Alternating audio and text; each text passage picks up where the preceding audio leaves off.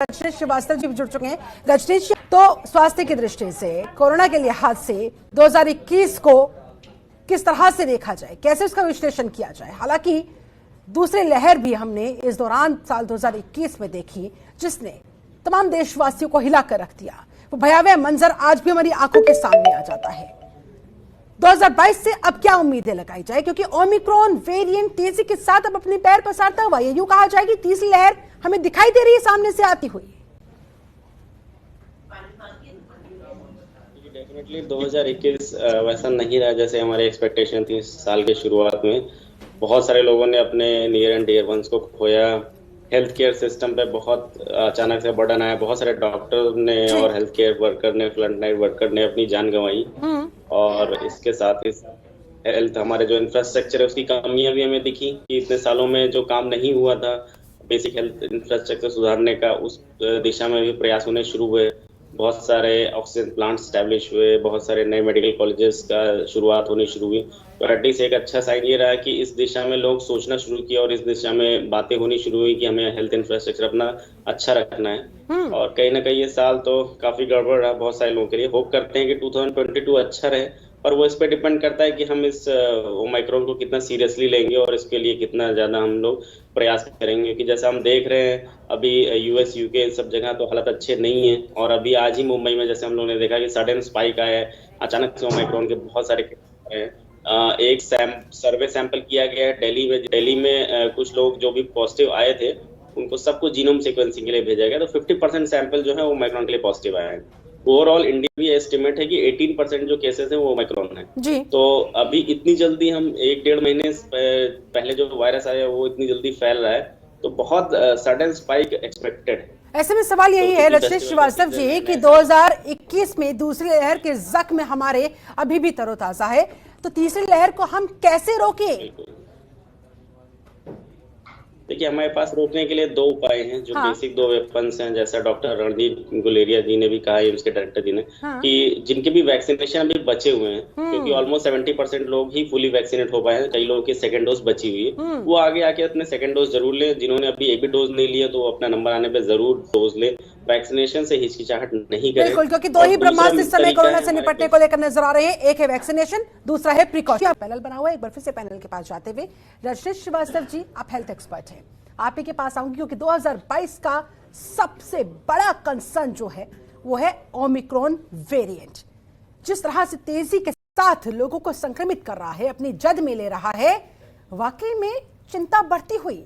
और ऊपर से लोग अब भी जो लापरवाही बरत रहे हैं, ऐसी बहुत सारी तस्वीरें देखने को मिल जाती हैं, वो और ज्यादा हमारे कंसर्न को बढ़ाता हुआ कि आखिरकार क्या किया जाए, कैसे लोगों को समझाया जाए कि भाई दूसरी लहर की जख्म अभी भी ताजा है, तीसरी लहर को जानबूझकर क्यों इनवाइट किया जा रहा है और इसे कैसे रोका जाए। 2022 का मुझे लगता है सबसे बड़ा कंसर्न यही होगा।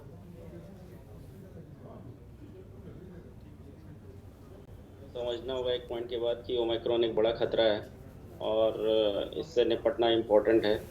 तो जैसे हम देख रहे हैं कि अचानक से बहुत सारे केसेस आने लगे हैं। अभी हम लोग आज ही की अगर बात करें तो महाराष्ट्र में 350 के आसपास केसेस आ गए हैं। पूरे देश में बहुत सारे राज्यों में, अलग अलग राज्यों में ऐसी खबरें आ रही हैं। और जैसे हमने पहले डिस्कस किया, और दिल्ली में एक सैंपल किया गया जिसमें हर 2 में से एक आदमी ओमाइक्रॉन पाया गया। जो पॉजिटिव आ रहे थे उनका जीनोम सीक्वेंसिंग करने के बाद 50% जो सैंपल्स थे ओमाइक्रॉन के लिए पॉजिटिव आए गए। तो जो वायरस अभी जस्ट 1 महीने पहले ही डिस्कवर हुआ है, वो अगर 1 महीने में इतना जल्दी फैल सकता है, तो आप एक्सपेक्ट कर सकते हैं कि आने वाले 1 महीने में क्या हाल होगा। इसलिए मैं आपसे जानना चाह रही हूँ कि क्या हम तैयार हैं? हमने अपने स्वास्थ्य ढांचे को देखा था चरमराते हुए, दोबारा ऐसे ना होने पाए, क्या हम इसके लिए तैयार हैं? सेकेंड वेव से तो के बाद से कुछ चेंजेस किए गए हैं। बहुत सारे ऑक्सीजन प्लांट्स बढ़ाए गए हैं, बहुत सारे आईसीयू बेड्स बढ़ाए गए हैं, काफी इंफ्रास्ट्रक्चरल चेंजेस किए गए हैं। पर हेल्थ सिस्टम एक ऐसा सिस्टम है जिसको आप रातों रात चेंज नहीं कर सकते चाह के भी। एक डॉक्टर आप रातों रात पैदा नहीं कर सकते, एक हॉस्पिटल आप रातों रात खड़ा नहीं कर सकते। एक डॉक्टर पैदा करने के लिए आपको कम से कम 10 साल चाहिए, एक हॉस्पिटल चलाने के लिए आपको एटलीस्ट 10 साल चाहिए। तो ये एक लॉन्ग टर्म गोल है, ये पहले होना चाहिए। आज़ादी के बाद अनफॉर्चुनेटली इन सब चीज़ों पर बहुत ज़्यादा ध्यान नहीं दिया गया।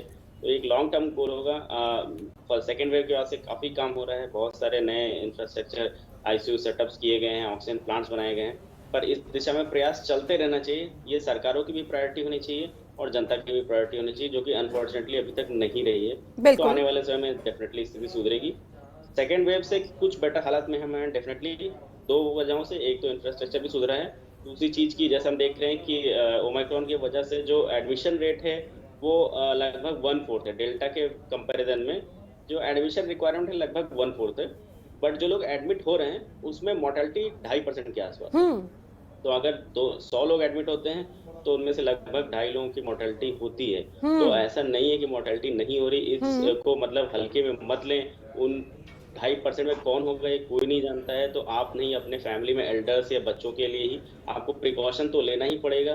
किसी ना किसी के लिमिट के बाद आपको ये चीज समझना पड़ेगा कि this is a serious thing, हमें कभी ना कभी तो जगना ही पड़ेगा।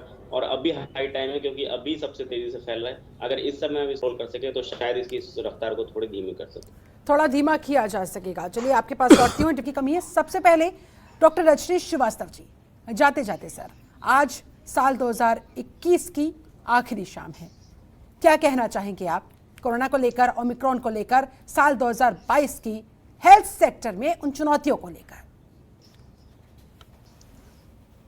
हम यही होप करेंगे कि ये आखिरी वेव हो, इसके बाद हमें कोरोना से छुटकारा मिले।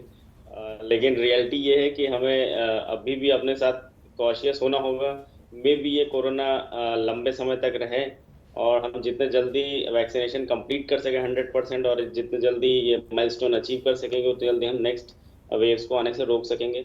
दूसरे जो लॉन्ग टर्म गोल्स हैं, सरकारों को और जनता को अपने दिमाग में रखने होंगे कि हेल्थ को एक प्रायोरिटी समझें, जो बिल्कुल। कि अभी तक नहीं समझी जाती थी। हाँ। तो अपनी सरकारों से भी एक्सपेक्ट करें कि हेल्थ केयर की तरफ ध्यान दिया जाए, इंफ्रास्ट्रक्चर डेवलपमेंट ऐसे ही जारी रहे आगे।